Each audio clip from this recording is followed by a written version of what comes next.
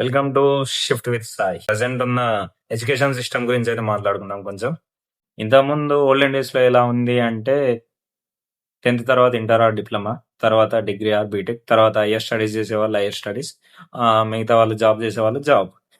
But present వచ్చి ఎలా ఉంది అంటే 10th డిప్లొమా, ఇంటర్, తర్వాత బీటెక్ ఆర్ డిగ్రీ.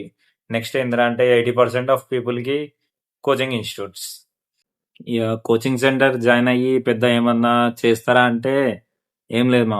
ఫస్ట్ ఒక 2 months టైం వెళ్తారు. ప్రతి ఒక్కటి ఇన్స్టిట్యూట్ లో చెప్పింది ప్రాక్టీస్ చేస్తారు, ఎక్స్ట్రా అవర్స్ ప్రాక్టీస్ చేస్తారు. అక్కడ వరకు ఓకే పర్ఫెక్ట్. 2 months తర్వాత ఏమవుతుంది అంటే ఈ 2 months లో 1 or 2 interviews, 3 or 4 interviews attend అవుతారు. రాకపోయేసరికి కొంచెం లో అవుతారు. ఇలా చేస్తే వేస్ట్. ఏది చేసినా సరే కన్సిస్టెంట్ గా చేయండి.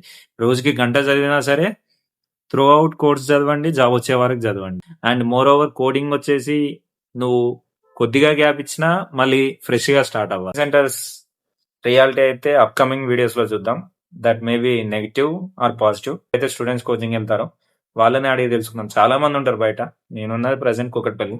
ఈ ఏరియాలో చాలా మంది ఉంటారు ఇన్స్టిట్యూట్స్ వెళ్ళే వాళ్ళు. వాళ్ళని అడిగే రివ్యూస్ తెలుసుకుందాం. సో ఈ రోజుకైతే ఇంతే. సైనింగ్ ఆఫ్, జై హింద్.